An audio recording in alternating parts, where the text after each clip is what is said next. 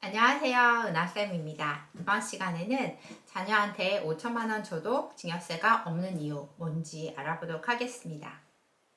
증여세는 증여를 받는 수증자를 중심으로 세금을 계산을 합니다. 그런데 세금에서는 일정 공제들이 있어요. 그래서 이 증여를 1억을 했다고 해서 1억을 전부 다 과세하는 것이 아니라 증여 공제라고 해서 일정 금액을 빼주고 거기에 대해서 세율을 적용해서 세금을 계산을 하게 됩니다. 그런데 이 증여 공제는 관계에 따라서 이 증여하는 사람하고 증여를 받는 사람의 관계가 뭐냐에 따라서 공제 금액을 각각 달리 정하고 있습니다. 첫 번째로 제일 큰 금액인 배우자한테 증여를 받게 되면 6억 원을 공제받을 수가 있고요. 그리고 직계존속은 부모님, 할머니, 할아버지, 더 위에 할머니, 할아버지가 계시다면 계속 요건 직계존속이고요. 그리고 직계비속이라는 거는 자녀, 손자녀 이렇게 자손들을 직계비속이라고 합니다. 그래서 직계존비속 같은 경우에는 5천만 원을 공제받을 수가 있어요. 그런데 이때 자녀가 미성년자라면 2천만 원을 공제받을 수가 있습니다. 성인의 기준은 민법을 따라가고 있어서 만 19세 이상이면 성인이고요. 만 19세가 안 됐으면 미성년자로 해서 2천만 원 공제를 받을 수가 있습니다.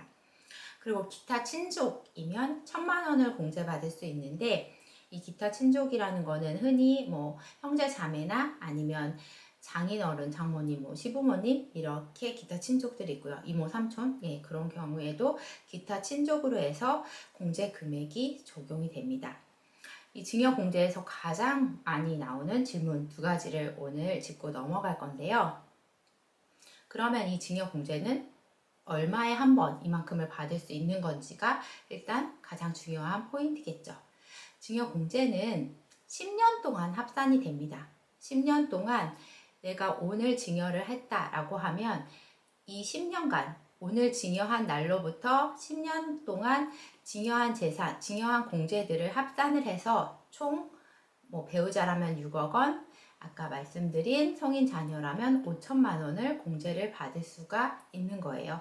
그래서 증여 공제가 5천만 원이라고 해서 이걸 매년 공제받을 수 있는 것이 아니라 오늘 증여 공제를 5천만 원 받았다, 증여했다 그러면 10년이 지나야지 또 5천만 원을 공제받을 수가 있습니다. 그래서 이 기간이 10년이라는 점 요거 주의하셔야 되고요. 여기서 또 하나 많이 헷갈려 하시는 부분이 어떤 거냐면 이 10년을 10년 단위로 끊어서 생각하시는 경우가 간혹 있어요. 만약에 1살부터 10살까지, 11살부터 20살까지 이런 식으로 생각을 하셔서 내가 9살에 증여를 했으면 이제 11살 됐을 때 또 공제 받을 수 있는 거 아닐까 그렇게 생각하시는 경우들이 간혹 있는데요. 그렇지 않고요. 증여한 날이 있으면 그 날로부터 만으로 10년 동안 총 공제 받을 수 있는 금액은 5천만 원, 미성년 자녀라면 2천만 원, 배우자라면 6억 원 이렇게 공제를 받을 수 있다라는 점을 기억하셔야 되겠고요. 그리고 또 하나 중요한 포인트는 이 공제되는 금액은 직계 존속 그리고 기타 친족 그룹별로 합산이 된다는 거예요.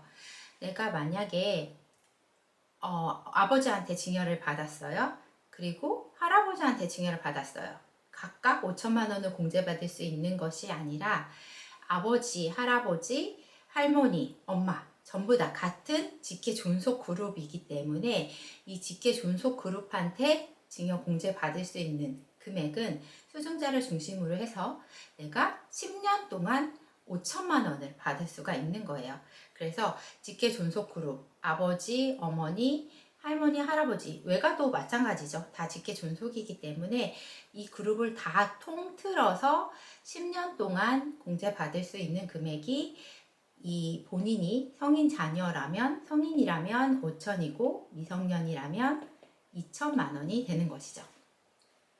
기타 친족도 마찬가지예요. 기타 친족이라는 한 그룹 전체로 해서 1천만 원이 10년 동안 공제받을 수 있는 금액이에요. 그래서 만약에 형제한테 1천만 원을 증여받아서 공제를 받았다. 그런데 다음 연도 1년 지나서 만약 뭐 장모님한테 또 1,000만 원을 받는다 라고 하면 그때는 공제 금액이 없는 거죠. 한번 연습 문제로 확인을 해보고 이번 시간 마치도록 할게요. A씨는 3년 전에 아버지한테 증여를 받으면서 이때 처음 증여를 받았어요. 이때 3년 전에 증여를 받을 때는 이때 10년 이내에 증여받은 적이 없었어요. 그러면 증여공제 5천만 원을 받을 수 있었겠죠. 성인이에요, A씨는. 그리고 올해 할아버지로부터 또 1,000만 원을 받았어요. 그러면 이 증여공제를 받을 수 있을까요? 네, 받을 수 없겠죠. 왜냐면 할아버지랑 아버지는 둘 다 직계 존속이에요. 그러면 이 직계 존속은 직계 존속한테 증여를 받을 때 공제받을 수 있는 금액이 5천만 원이기 때문에 한 번 받았으니까 또 받으려면 이 아버지한테 증여받은 요 증여공제 받은 날로부터 10년이 지나야지 또 5천만 원을 공제를 받을 수가 있습니다. 질문 두 번째, B씨는 2년 전에 이모한테 1,000만 원을 증여를 받았어요. 올해 삼촌한테 1,000만 원을 증여받는다면 증여공제를 받을 수 있을까? 역시 안 되겠죠. 삼촌이랑 이모는 둘 다 기타 친족이에요. 기타 친족한테 증여를 받을 때는 1,000만 원을 공제받을 수 있고 이 1,000만 원은 10년 동안 받을 수 있는 공제 금액이에요. 그래서 2년 전에 이모한테 증여받을 때 1,000만 원을 받았다면 이때로부터 또 10년이 지나야지 공제 금액이 생기게 됩니다. 네, 이번 시간에는 증여공제에 대해서 알아보았는데요. 증여공제는 세법에서도 이 정도 금액까지는 그냥 증여해도 증여세를 물리지 않겠다라는 수준의 금액이라고 보시면 될 것 같고요. 배우자가 증여공제 6억 원으로 가장 높고요. 그리고 성인 자녀 5천, 미성년 2천만 원, 기타 친족한테 받는 경우에는 1,000만 원. 근데 여기서 주의해야 될 점 두 가지는 이 증여공제 금액은 매년 공제받는 것이 아니라 10년 동안 합산된다.